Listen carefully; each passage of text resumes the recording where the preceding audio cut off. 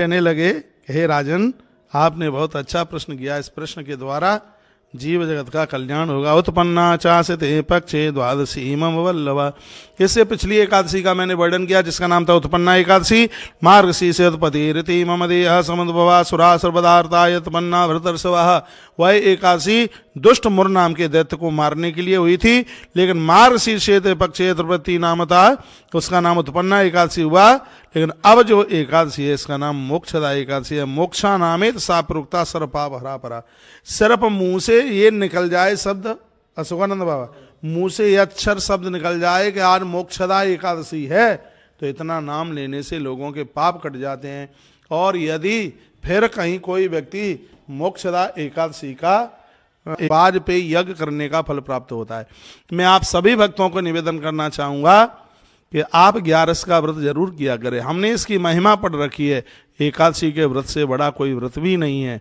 और मैं कहूँगा कि बाद में आप उद्यापन नहीं करा सकते हैं, 3 साल तक हर द्वादशी को घर में ब्राह्मण जिमाते रहो, या हमें बोल दो आश्रम में जीमते रहेंगे ब्राह्मण। ये तो उनके लिए है जो दुनिया छोड़ के चले गए और उद्यापन नहीं करा पाए, या जिन्होंने व्रत किया है उद्यापन कराने में असमर्थ हैं, उनके लिए।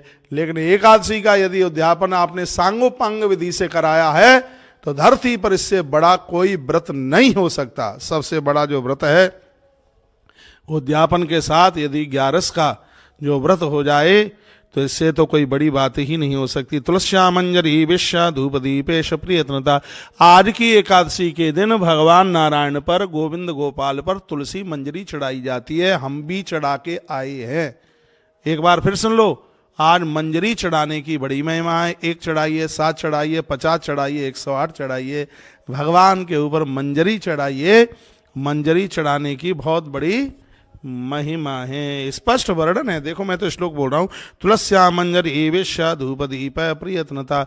दिया जलाइए, भगवान को मंजरी जरूर चढ़ाइए। अभी चढ़ाइए, दोपहर चढ़ाइए, शाम चढ़ाइए, जब आपको टाइम मिल जाए तब चढ़ाइए। यस्सा श्रवण मात्रेण सर्व पक्ष भयो भवेद। हे राजन युधिष्ठिर, जो मोक्षदा एकादशी की कथा सुनेगा उसके संपूर्ण पाप हैं जल करके राख हो जाएंगे और उसके पुण्य बढ़ जाएंगे द्वितीया के चंद्रमा की तरह। कितने कार्य में व्यस्तता है, मुझे कथा जाके शुरू करनी है। पांडाल में से संभव नहीं हो पा रहा था तो मैंने अपने कमरे में ही माइक पकड़ करके और आपको हजारों गौदान का फल प्राप्त कराने वाली मोक्षदा एकादशी की कथा सुना रहा हूँ।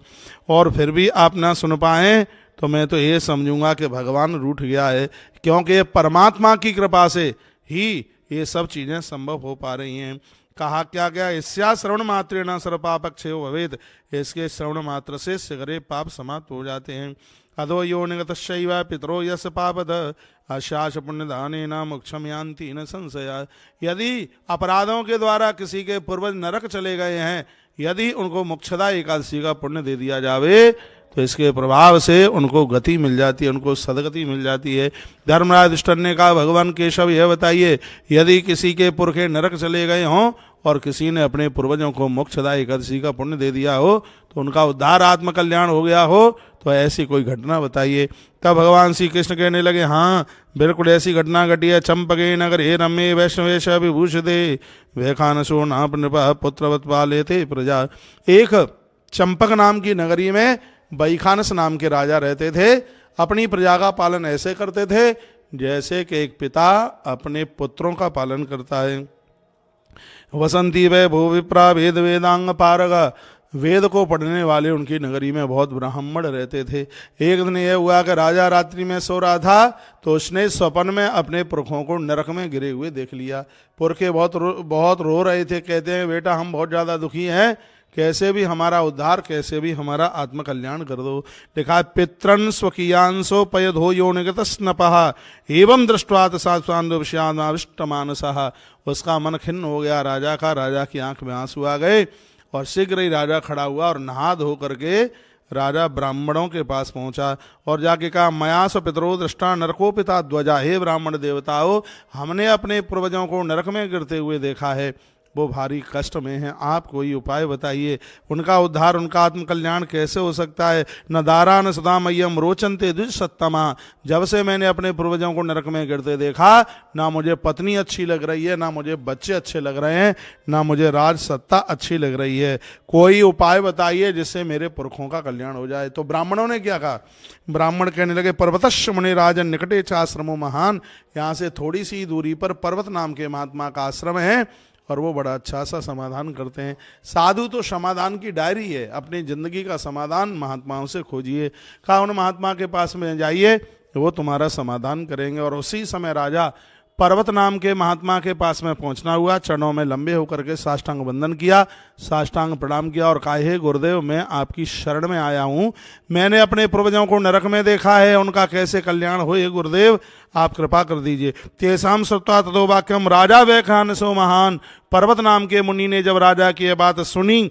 तो शीघ्र ही वो क्या बोले, कहा, हे राजन, बिल्कुल मैंने नेत्र बंद करके देख लिया, तुम्हारे पुरखे नरक में पड़े हुए हैं, लेकिन उनके उद्धार के लिए, उनके आत्मकल्याण के लिए मैं एक बढ़िया सा परम साधन बता रहा हूं। और वो साधन ये है कि कुछ दिनों के बाद में मोक्षदा एकादशी मार्गशीर्ष के शुक्ल पक्ष के महीने में आने वाली है, तुम अपनी पत्नी के सहित यह व्रत करो और अपने पूर्वजों के लिए समर्पित कर दो। और हमें लगता है कि इस व्रत के प्रभाव से तुम्हारे पुरखे नरक कोठरी से बच जाएंगे, उस कष्ट से उन्हें मुक्ति मिल जाएगी। चरणों में वंदन किया, प्रणाम किया और उसी समय राजा अपने घर चल कर के आया, क्यों गुरु